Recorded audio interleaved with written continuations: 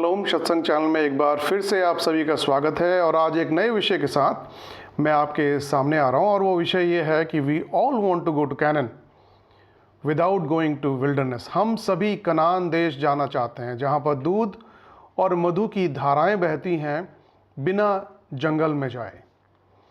और हम देखते हैं कि किस प्रकार से इजरायली लोग 40 वर्ष तक जो 11 दिन की यात्रा थी उसको उन्होंने 40 वर्ष में पूरा करके वो कनान देश में पहुँचे।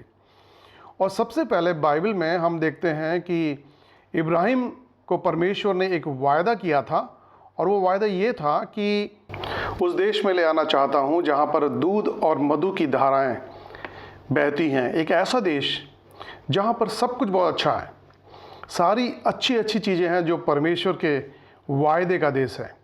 और परमेश्वर ने सबसे पहले वायदा इब्राहिम से किया था, उसके बाद इसहाक से किया था और अब मूसा को ये जिम्मेदारी मिली कि इन सारे लोगों को लेके उस देश की ओर लेके जाए, रवाना हो। और ये लगभग 11 दिन की यात्रा, लगभग कहते हैं कि 11 दिन की यात्रा को 40 वर्ष लगे इनको उस जंगल से गुजरते हुए। एक ऐसा जंगल, एक ऐसा टाइम जो लगता था कि बहुत पास में है और एक बहुत लंबी यात्रा हो गई। और यदि हमारे जीवन में ऐसी यात्राएं आएँ तो हम भी परेशान हो जाते हैं और लंबी यात्रा किसी को भी पसंद नहीं होती। और यहाँ पर हम देखते हैं कि किस प्रकार से कनान देश में हम जाना चाहते हैं विदाउट गोइंग टू विल्डरनेस, बिना जंगल संभव नहीं है। और इसी विषय पे मैं आज आपका ध्यान आकर्षित करना चाहता हूं कि किस प्रकार से हम आज ये जो महामारी का समय है, आज ये जो समस्या का समय है, ये हमको एक जंगल के समान लग रहा है। ये एक ऐसा समय है जब हम सब मुसीबत और परेशानियों को, समस्याओं को अपने आसपास, अपने चारों तरफ देख रहे हैं। इन चीज़ों को हम देख रहे हैं क्योंकि ये हमारे लिए एक जंगल के समान है। लेकिन हमको ये बात याद रखना कि परमेश्वर हमको इनसे भी कुछ अच्छा करवाना चाहता है और वो चाहता है कि हम एक ऐसे देश की तैयारी करें जो सिय्योन देश है। और हम यहाँ पर देखते हैं कि कोई नहीं चाहता कि उस जंगल से गुजरे, उस मुसीबतों से गुजरे, उन समस्याओं से गुजरे। हम सब चाहते हैं कनान देश में रहना। हम सब चाहते हैं अच्छा घर हो हमारे पास, अच्छा परिवार हो, अच्छे लोग हों, सारी सुख सुविधाएं हों और हम ऐसे देश में रहना मांगते हैं। हम दूध और मधु वाले देश में रहना मांगते हैं। हम सब चाहते हैं हमारे पास सब कुछ अच्छा हो, बिना कुछ मेहनत किए, बिना कुछ समस्या से गुजरे। और परमेश्वर यहाँ पर यही बताना मांग रहा है कि हम उस वायदे वाले देश में रहें, उसके संग चलें, उसकी आज्ञा का पालन करते हुए। और मैं आपका कुछ एक ध्यान परमेश्वर के इस वचन की ओर लेके जाना मांगता हूं कि इजिप्ट से कनान की यात्रा इतनी लंबी जंगल वाली यात्रा क्यों बन गई? 11 दिन की यात्रा 40 दिन में क्यों टर्न हो गई? और वहां पर हम देखते हैं कि because of their disobedience, Israeli लोगों की अनाज्ञाकारिता पहला कारण था। फॉरगेटफुलनेस ऑफ गॉड्स प्रॉमिस, परमेश्वर के उस वायदे को भूल जा रहे थे बार बार वो, और कभी कोई देवी देवता बना ले रहे थे, कभी कुछ करना शुरू कर दे रहे थे। और इन्हीं सब कारणों से उनकी जो यात्रा थी दैट बिकम डिलेड, वो उनकी यात्रा डिले हो गई। जब आपकी फ्लाइट डिले हो जाती है, जब आपकी ट्रेन डिले हो जाती है, जब आपकी बस डिले हो जाती है, तो हमें कितना अच्छा नहीं लगता है। हम चाहते नहीं जल्दी से हमारी यात्रा पूरी हो जाए। और इन इजरायलियों ने अपनी यात्रा को लंबा बढ़ाते चले गए, लंबा करते चले गए।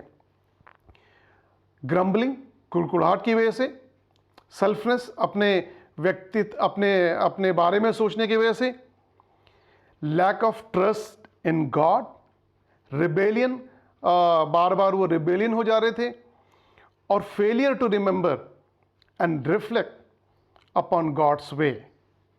और यही सब वजह से क्या हो रहा था कि बार बार वो अपराधों में, पाप में गिरते चले जा रहे थे। मैं आपको एक थॉट पर आपका ध्यान आकर्षित करना चाहता हूँ। वो इस प्रकार से है, sin will take you further than you want to go. It will keep you longer than you want to stay. And it will cost you more than you want to pay. आपको जितना आप जाना चाहते हैं उससे आगे ले जाएगा।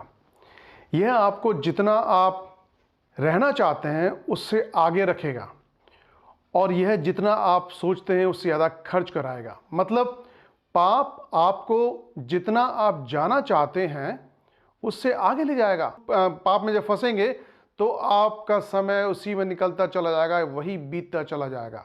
यह आपको जितना आप रहना चाहते हैं उससे अधिक समय आपको रखेगा। पाप में आप फंसे रहेंगे, एक गलती दो गलती करते चले जाएंगे। और तीसरी बात कह रहा है कि जितना आप सोचते हैं उससे ज़्यादा आपका धन खर्च कराएगा, आपकी चीज़ें खर्च कराएगा, आप उन सबको ख़त्म करते चले जाएंगे। और यही हुआ इन इजराइलियों के साथ भी। इन्होंने भी यही किया। ये परमेश्वर की आज्ञा का पालन ना करके अनाज्ञाकारिता करते रहे, परमेश्वर के अगेंस्ट में रिबेल हो गए, और इन्होंने उस पाप में अपने जीवन को आगे बढ़ाते चले गए। और मैं यही कह के आपके संग समाप्त करना चाहता हूँ कि हम सब कनान देश में रहना मांगते हैं, दूध और मधु के देश में रहना मांगते हैं, बिना विल्डरनेस में गए, बिना जंगल में गए, और उसको चाहते हैं कि वो हमारे जीवन में हो जाए, सब कुछ अच्छा हो जाए। और अंत में यहोशू उसके अगर आप उसका 24 अध्याय उसके 15 पद देखें तो वहाँ पर इस प्रकार से कहता है यहोशू कि मैं और मेरा घराना तो केवल परमेश्वर की सेवा करेगा। उसने देखा था किस प्रकार से जो लोग चले थे वो सब समाप्त हो गए। और जब यहोशू उस दूध और मधु वाले देश में पहुंचा तो उसने कहा मैं और मेरा परिवार तो केवल परमेश्वर की सेवा करेगा। आइए हम लोग इस पाप से बाहर निकलें, इस विल्डरनेस से बाहर आएं, इन समस्याओं से बाहर आएं, और परमेश्वर आपकी और हमारी अगुवाई करे इस दूध और मधु वाले देश में रहने के लिए। वो आपको सब कुछ प्रोवाइड कराएगा, परमेश्वर आपको सब कुछ अच्छा देगा यदि हम इन सब चीज़ों से बच के उसके साथ अपना जीवन व्यतीत करेंगे। परमेश्वर आपकी अगुवाई करेगा। प्रभु आपके साथ रहे, आपकी अगुवाई करें, आपको उस कनान देश में बने रहने दे, चाहे हम कितनी ही मुसीबत से क्यों ना गुजर रहे हों, वो आपको आगे लेके जाएगा, वो इस महामारी से पार लेके जाएगा आपको। आप मत सोचिए इस महामारी के बारे में, इन चीज़ों के बारे में, आपको उससे आगे लेके जाएगा। इसी के साथ प्रभु आपके साथ रहे। हमारे इस चैनल को सब्सक्राइब करना ना भूलिए, लाइक करना ना भूलिए, लोगों को शेयर कीजिए, बताइए, ताकि वो भी जाने कि किस प्रकार से आगे बढ़ सकते हैं। प्रभु आपके साथ। छोटा सा दिल है मेरे प्रभु।